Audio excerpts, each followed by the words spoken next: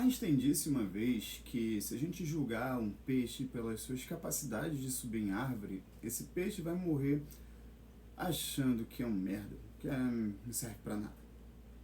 Mas na verdade é que a gente espera coisas erradas de pessoas erradas, assim como eu poderia utilizar essa frase em vários outros contextos, isso eu posso também atribuir ao Fluminense.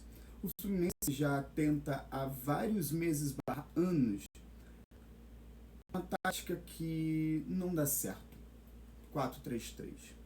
Não dá certo porque o Fluminense, apesar de ter jogadores no meio de campo, é como se não tivesse meio de campo. E aí eu pergunto para vocês, eu quero legitimamente saber a opinião de vocês. O Fluminense não tem meio de campo porque os jogadores são ruins? Ou os jogadores são bons, mas que não funcionam juntos? Eis a pergunta. Eu vou dizer para vocês aqui, a partir de algumas estatísticas, de algumas análises, que a gente acaba tendo jogadores bons em lugares errados. Isso é como se a gente estivesse analisando a capacidade de um peixe subir em uma árvore. Eu sou o Wallace e vamos fazer a análise do meio-campo do Fluminense agora. Mas antes eu vou convidar você a seguir essa página aqui em que eu falo sobre o Fluminense todo dia. Primeiramente, análise Matheus Martinelli. Talvez seja o nosso jogador mais massacrado do tricolor. E aí a minha comparação aqui, eu vou tirar essa imagem aqui da minha cabeça rapidamente, só para você ver que eu vou comparar o mesmo jogador no ano de 2024 e no ano de 2025. Pronto. São simplesmente dados, né, que você consegue enxergar aí.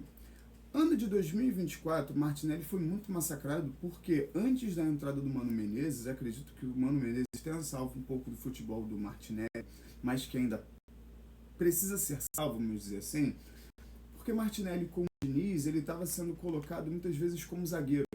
Cara, se você entende minimamente futebol, já deve ter percebido que apesar do Martinelli roubar algumas bolas, ele não é um jogador combativo. Ele não é um jogador que, fisicamente, o jogador para ser combativo, ele precisa ter pelo menos massa muscular e ele precisa ter um centro de massa um pouco mais baixo. Jogador que é às vezes magro e alto tem centro de massa mais alto e às vezes não tem um equilíbrio muito bom. Então, apesar dele roubar umas bolas e rouba bastante bola, intercepta muitas bolas, não é a função dele. Às vezes ele simplesmente tem que sair da posição onde ele deveria estar e não está, para ocupar espaços onde o jogador que deveria estar lá não está, ou não colocaram ninguém lá. Primeiro ponto.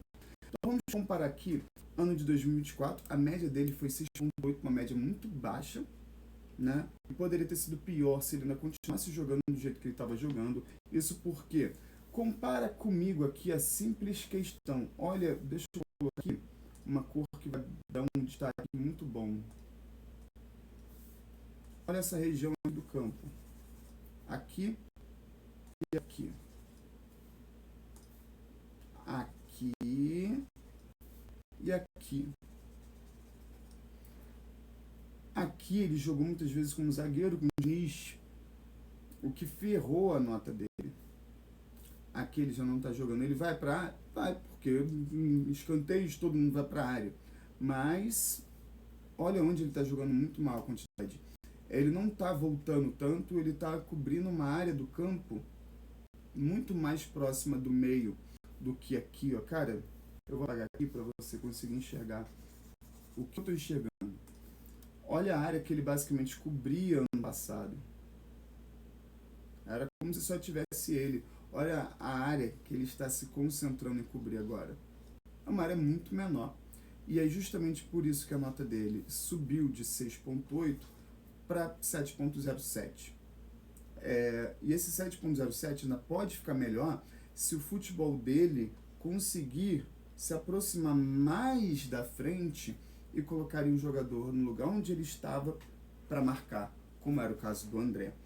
O Martinelli, como eu já comentei, ele não é um jogador de cabeça de área, de marcação pesada, de combater, tipo o Fabinho em 2012, tipo o André 2022, 23 e 24. Né? Talvez esse papel seja o que a gente tem hoje, é um Wallace Davi, que é um garoto, 18 anos, né? Recém saído da adolescência, mas que tem um porte físico forte. Até mesmo o Otávio poderia ser esse jogador, mas eu acho que o Otávio, ele ainda carece um pouco dessa marcação mais pesada de você ir roubar a bola com força, não desistir da jogada. Então Martinelli ainda consegue evoluir a sua jogada, o seu futebol, se sair um pouco dessa posição. Então se o Fluminense continuar jogando no 4-3-3, e essa 4-3-3, eu vou fazer o desenho aqui do lado, for assim, com um ganso aqui, o Fluminense não vai funcionar. E aí quando não é desse jeito, o futebol do Fluminense é num outro 4-3-3. Assim. E se esse jogador for Martinelli, a gente perdeu o meio campo. E às vezes o futebol do Fluminense, quando melhora um pouquinho, é dessa forma aqui. Martinelli aqui. E aí vem justamente a análise do próximo jogador. Não tem como você analisar um jogador pela capacidade dele fazer o que ele não sabe, depois de você ter contratado ele pelas características que tornaram ele bom no clube em que ele estava.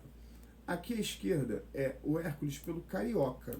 Não estou colocando a análise dele pelo brasileiro, porque vai ser pior. Ou seja, pelo Carioca, ele já teve uma nota meio baixa, mas se você for comparar com a média puramente do Fortaleza, essa média ainda era menor.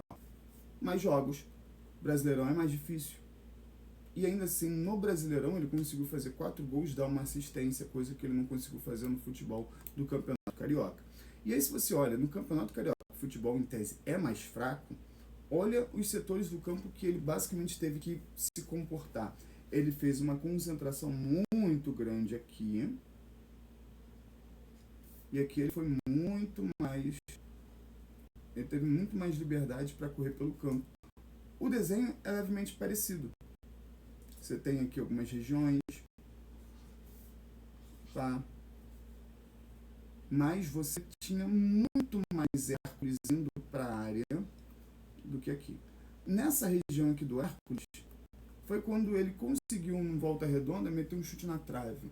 Foi quando ele, contra o Botafogo, talvez? Não, aqui não tem... Aqui é Carioca, aqui não teve Fluminense Botafogo. Em que ele chutou de fora da área e gerou perigo.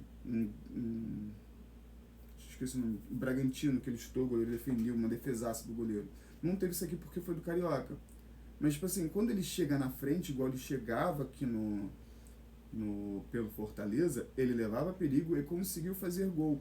Ou seja, o Hércules, ele ocupa a vaga que em tese a gente espera que o Lima ocupe. Que o Lima não está ocupando, mas a análise do Lima vem à frente. Ou seja, o Martinelli deve jogar um pouco mais à frente. E mais à frente ainda dele, deveria ser o Hércules. Só que o Hércules, apesar de marcar relativamente bem, rouba bem as bolas, ele não é um jogador de ficar fixado ali na frente da área.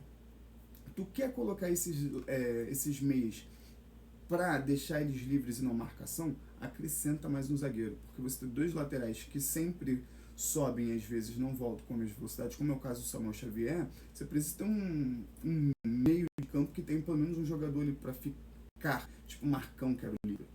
Não. E aí vem o próximo meio campista, que talvez seja esse cara que vai fazer esse trabalho hoje, né? As médias do Facundo Bernal, quando ele jogava pela Liga Uruguaia, era uma média boa, 7.2, e na Conmebol Sul-Americana, onde os jogos, né, que o Fluminense fez, ele foi titular em todos, né, é uma média de 7.43. Apesar do futebol ser mais fácil do que o brasileiro, ele está se destacando, 7.43 é uma média muito boa. No futebol uruguaio, ele basicamente ocupava toda a extensão do meio campo.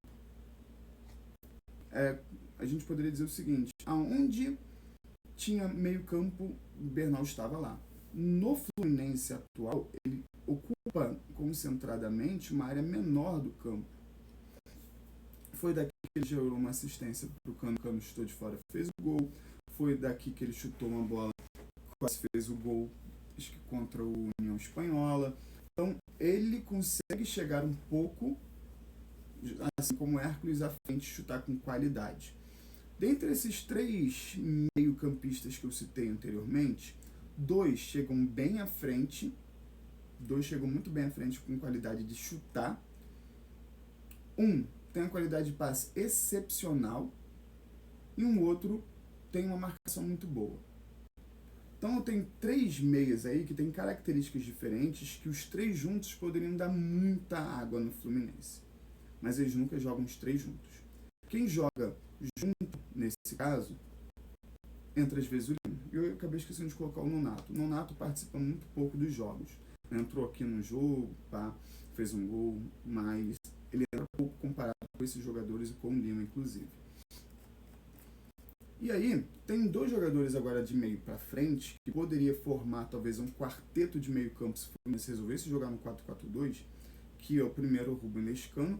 Se você observa aqui, os outros jogadores, eles têm um percentual de ocupação da parte traseira do campo maior do que Lescano. Ele tem uma média do futebol paraguaio de 7,52, ou seja, maior do que a do Bernal hoje pelo Fluminense. E aí, aonde ele mais se concentra é nessa região aqui do campo, e aí às vezes ele volta um pouco e ocupa uma região mais central do campo. Então esse daí é o foco dele. Inclusive, escanteios são ele que cobra. No Fluminense, ele já está saindo dessa região e ampliando um pouco mais o leque dele. Essa região aqui ainda continua sendo a mesma, como você observa, aqui também. Mas ele não está vindo mais para cá. Ele não está ocupando tanto a parte da frente da área. Ele não está ocupando muito a parte da frente da área. Isso daqui é só pela Sul-Americana. Eu não estou mostrando, por exemplo, como é que foi no Brasileiro. No Brasileiro, ele está lateralizando muito. A mesma coisa que vocês vão ver no Ganso. Quando você abre muito o espaço do jogador que deveria ficar no meio, coisa que o Fluminense faz muito jogando no 4-3-3, você tira a capacidade do jogador olhar para os 2 lados. Se o jogador está acostumado a jogar no meio, ele pode ir para a direita? Pode. Ele pode ir para a esquerda? Pode. Mas quando você foca um jogador numa ponta, coisa que acontece muito quando o Fluminense joga nesse esquema aqui, ó, de meio de campo, geralmente aqui é Martinelli, e às vezes aqui, sei lá, coloca Lima e Lescano, por exemplo, fica complicado, porque ele não pode jogar para os 2 lados. Então ele chega ali, ele toca no Lima, o Lima está marcado, ele vai e toca no John Ares, por exemplo, o John Ares está marcado também. Então isso acaba atrapalhando na capacidade de pensar do jogador, de ficar limitado a simplesmente uma área do campo. E às vezes não é nem a área que ele iria ocupar mais efetivamente. Nesse caso aqui acaba sendo a mesma. Mas aqui ele não está evoluindo tanto para cá. Aqui ele ia mais para o meio. Aqui ele não está indo tanto. Apesar daqui ser muito parecido, beleza? E outra coisa, para quem assistiu o jogo contra o São José, para que ele iria vir para cá, para o escanteio, para cobrar o Guga? Porque ele faz uma tabela, atrai o jogo de marcação, muda a área, cara, para que você colocar 2 jogadores ali, sendo que um deles não vai participar? Não sei, acabou não atraindo nada. E aqui vem justamente a diferença de Paulo Henrique Ganso. Paulo Henrique Ganso, que em 2022, e o nível dele também não mudou muita coisa, né, acabou melhorando um ano, diminuiu outro, ele tinha uma média de 7,17 e muito foco na meia esquerda, muito foco na meia direita. Aqui quem estava em 2022 era John Ares, quem ficava aqui às vezes era Caio Paulista, né, e do lado esquerdo também era Matheus Martins às vezes. Já nesse ano, ele tá, deixa eu fazer uma ressalva, fiz esse círculo aqui como se ele estivesse só ocupando esses lugares. Olha como é que ele se concentra no campo. Ele vai para um lado, vai para o outro, mas ele também está no meio. Em 2024, ele ocupou muito essa parte aqui do meio. O Fluminense precisava de alternativas pelo meio, não só pelas pontas. Agora aqui, é como se não existisse meio. Essa região aqui está muito clara para ter meio campista. Ele está muito aqui e muito aqui. Muito aqui, mais do que aqui, porque aqui é o lado do John Ares. John Ares joga sozinho, John Ares tabela com o Samuel Xavier, mas aqui do outro lado tem Canóbio. A maioria dos jogos tem ficado Canóbio aqui. E aí ele acaba se concentrando aqui, talvez, por quê? Porque estou marcando o John Ares e você tem que ir ali participar um pouco mais com o Canóbio, porque ele vai ficar mais em liberdade. Porque às vezes não troca o lado de John Ares e coloca um Keno do outro lado. Eu fico me questionando assim, pô, você está estudando o jogo e parece que não está dando resultado nenhum. Então, por que esse jogador não está vindo mais para cá? Por que Ganso está ficando muito lateralizado? E o Fluminense, quando tem o Ganso, ele joga, o Ganso inicia o jogo e o Fluminense fica assim. Quando o Ganso vem para cá, esse lado fica vazio. Quando o Ganso vem para cá, esse lado fica vazio. Ou seja, não tem outro jogador no meio campo para dar possibilidade dessa bola passar em velocidade do meio para o outro lado. E o que o Fluminense fica fazendo? O Fluminense fica fazendo exatamente isso aqui. Ó. Cara, se você assistir o jogo do Botafogo, tu vai entender exatamente. A bola estava aqui, a bola fazia isso, aí vinha pra cá, aí vinha pra cá, aí vinha pra cá. Daqui a pouco tá tudo fechado, que não tem como. Aí volta. Aí tá voltando. O Fluminense vai na frente, vai atrás, vai na frente, vai atrás, tipo, sem objetividade nenhuma. E aí vem nesse jogador que eu acho que, apesar da média dele ser melhor do que a média do Hércules, eu acho que ele é pior do que o Hércules nesse ano. E olha que engraçado, a média dele é praticamente a mesma. Ou seja, a gente tem uma visão do Lima dos anos anteriores, porque ele estava fazendo alguns gols, mas mesmo com os gols em 2023 e 2024, a média dele é ruim. Ou seja, os gols melhoraram a nota de um cara que era ruim e agora sem nota, com um gol, né? Que ele fez contra o Bragantino, a média dele não mudou muita coisa. 6.92, 6.91. Ou seja, ele é bem regular. E ele é regularmente ruim, é essa a questão. Ele ocupa, geralmente, um jogador de meio campo que ocupa as laterais. Por que um jogador de meio campo ocupa muitas laterais? E olha, parte dos jogos aqui, ele até foi um pouco mais pro meio. Não, mas por que um jogador que é meio campo ocupa muitas laterais? Não sei. Não diz se ele tem pontos fortes ou pontos fracos, mas fica a questão. O jogador é meio campo, por que ele está jogando pelas laterais? Se o jogador que é meio campo ocupa as laterais, ele está deixando o meio vazio. Inclusive, muitas vezes, inclusive no jogo contra o Flamengo, no primeiro jogo do final, ele deveria estar ocupando essa região aqui, ó. E aí ele é para frente. E aí o que acontecia? Martinelli e Otávio tinham que dar combate na região que ele deveria também estar marcando e não marcava. A gente tirava o buraco. E aí Otávio fez falta, ganhou o cartão amarelo. Por quê? Porque estava ocupando o espaço que era do Lima. Então, tipo, não vou dizer que é amadorismo, porque você está observando um futebol profissional. Mas eu vou dizer, talvez, não vou nem dizer ingenuidade, porque todo mundo já é de maior. Mas eu vou dizer, às vezes, que não vou nem tentar usar a palavra, mas parece burrice. Cara, você insistir no erro é complicado. Eu acho, por exemplo, eu sou professor de física. Se eu pego uma turma e essa turma já disse para mim, Wallace, a gente não entende a aula com PowerPoint e continuo com PowerPoint, eu estou sendo burro. Se eu chego, por exemplo, vou até parafrasear o Chaves, eu quero café e biscoitos. Não tem biscoitos. Não sei se você vai lembrar do Jaiminho, né? Ah, não tem biscoitos? Beleza. Então me vê um café com leite e biscoitos. Não tem biscoitos. Ah, beleza. Então me vê um café com leite, um pão na chapa e biscoitos. Aí o Chaves lá de dentro grita, não tem biscoito! Cara, é a mesma ideia disso que você observou aqui. Você insistir em jogadores que têm características diferentes do que você coloca elas em campo.